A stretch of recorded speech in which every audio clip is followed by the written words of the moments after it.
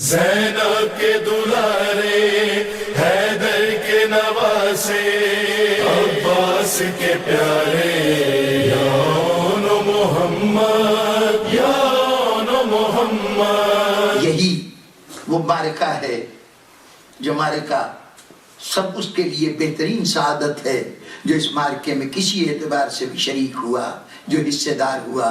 میں نے پہلی گفتگو میں کہا تھا کہ قیامت کے دن سب سے بڑا اعزاز، سب سے بڑا فخر، سب سے بڑا ناز اس کے لیے ہوگا جو کسی اعتبار سے کربلا سے کوئی رشتہ رکھتا ہوگا۔ اور یہی وجہ تھی کہ جو کربلا میں جو کم از کم روح کربلا کو سمجھتے تھے، جو لوگ یہ جانتے تھے کہ کربلا کیا چیز ہے، ان ماؤں نے اپنے بچوں کی زندگی کی دعا نہیں مانگی، ان کی زندگی میں کامیابیوں کامرانوں کی دعا نہیں مانگی تو یہ دعا مانگی کہ خدا بندہ ہمارے بچے اس قابل ہو جائیں کہ حسین کے نگاہ انتخاب میں آ جائیں۔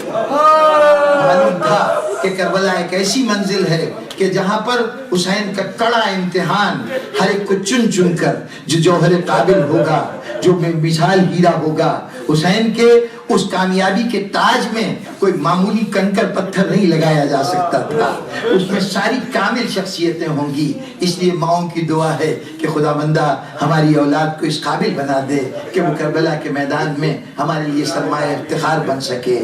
چنانچہ جن جن ماؤں کو یہ شرف حاصل ہوا، ان ماؤں کے لیے بہت بڑا اعزاز، قیامت تک اپنے بچوں پہ نازاں۔ لیکن آج ذکر کرنا چاہتا ہوں کچھ ان ایک ایسی عجیب و غریب ماں کا اور ایسے عجیب و غریب بچوں کا کہ ماں اپنے جذبہ فطری کے تحت، اپنی مامتا کے تحت اولاد کی قربانی تو پیش کی ہے، لیکن بہرطور اس قربانی پہ آنسو بہا دینا ماں کی خصوصیت تھی۔ ماں کو حق پہنچتا تھا کہ اپنے لاڈلے کی لاش پہ آنسو بہائے، چاہے وہ قاسم کی لاش ہو، ام فروہ کی آنکھوں میں آنسو ہوں گے، وہ علی اکبر کی لاش ہو، لیلا کی آنکھوں میں آنسو ہوں گے۔ یقیناً ماؤں نے پرسہ دیا ہے اور پرسہ لیا ہے اپنے بیٹوں کا، لیکن دو بچے ایسے ہیں کہ ماں موجود ہے لیکن ماں رو نہیں سکی، ان بچوں کو نہیں رو سکی۔ کیسے روتی؟ اس کے اوپر ذمہ داریوں کا کوہ گڑا، ذمہ داریاں تھی۔ زینب اپنے بچوں کا ماتم کرتی تو لیلا کو کون سنبھالتا؟ زینب اگر اپنے بچوں کی فرش ادا بچھاتی تو سکینہ کی ماں، علی اصغر کی ماں رباب کو کون سنبھالتا؟ کون سنبھال دیتا؟ زینب کی ذمہ داریاں اتنی زیادہ ہیں۔ پھر زینب پہ ایک اور ذمہ داری ہے، اوروں کے بچے آئے، اور ماؤں کے بچے آئے تو کوئی حسین کا بھانجا بھتیجا بن کے آیا، کوئی بیٹا بن کے آیا، کوئی حسین کا ساتھیوں کی اولاد بن کے آیا، یہ سمجھ کے آیا کہ میں راہ حق میں قربانی دینے جا رہا ہوں۔ لیکن زینب کے بچے آئے تو بھانجے بن کے نہیں آئے، حسین کے بھانجے بن کے نہیں آئے، بلکہ شوہر نے چلتے ہوئے کہا تھا جا تو رہی ہو، کوئی مشکل وقت آ گیا تو تمہارے پاس کچھ ہے کہ حسین کے اوپر صرف کر سکو؟ زینب نے گھبرا کے کہا تھا میں کیا کر سکتی ہوں؟ کہا دیکھو بڑی قیمتی چیز ہے تمہارے ساتھ، حسین بہت قیمتی چیز ہے۔ اگر کوئی ایسا وقت آ گیا کہ جب یہ کسی مصیبت پہ گرفتار ہو تو تمہارے نانا نے کہا تھا، زینب تمہارے نانا نے کہا تھا کہ مصیبت کی گھڑی میں اگر صدقہ دیا جائے تو مصیبت ٹل جاتی ہے۔ زینب نے یقیناً اپنے ساتھ سامان کو دیکھا ہوگا، کون سا صدقہ میں دے سکتی ہوں؟ اس وقت جناب عبداللہ ابن جعفر نے کہا تھا یہ دو بچے حوالے ہیں، جب ایسا وقت آئے تو ایک کو اپنی طرف سے حسین پہ قربان کر دینا، ایک کو میری طرف سے قربان کر دینا۔ بیٹے تو زینب کے ہیں، لیکن جب سے آئے ہیں زینب نے کبھی بیٹا کہہ کے نہیں بلایا، بچوں کو بیٹا کہہ کے نہیں بلایا، اے میرے حسین کے صدقوں آ جاؤ۔ جب پکارا ہے تو اس حوالے سے پکارا ہے۔ سارے سفر میں زینب حسین اپنے بچوں کو صدقہ سمجھتی رہی، اور پھر جب ایک ایک شہید کی لاشیں آ رہی تھیں، علی اکبر کی لاش، قاسم کی لاش، اس مرحلے پر ایک مرتبہ دروازے پہ صدا گونجی حضرت عباس کی، شہزادی آپ کے شیر واپس آئے، شیر واپس آئے ہیں۔ زینب در خیمہ پہ آئی، بچوں کی لاش آئی، دیکھا، ایک مرتبہ ممتا نے جوش مارا، لیکن احساس ذمہ داری نے کہا زینب خبردار، خبردار یہی وقت ہے امتحان کا.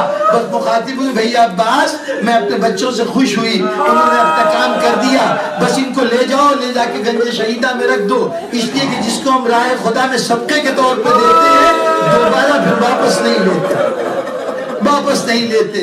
بزرگان گرامی, ممتا ترستی رہی, زینب کی ممتا ترستی رہی, لیکن فرض ہر مرحلے پہ سامنے آ جاتا رہا. 11 محرم کو کربلا کے میدان میں چند لاشیں بکھری ہوئی تھیں, مائیں اپنے اپنے بچوں کی لاشوں پہ رو رہی تھیں, فریاد کر رہی تھیں. زینب حسین کی لاش سے لپٹی ہوئی کہہ رہی ہے بھیا خدا حافظ, بھیا خدا حافظ. کسی دشمن نے دیکھا 2 لاشیں ایک طرف پڑی ہوئی ہیں, کوئی ان کا پرسان حال نہیں. اس نے کہا کیا ان کا کوئی وارث نہیں؟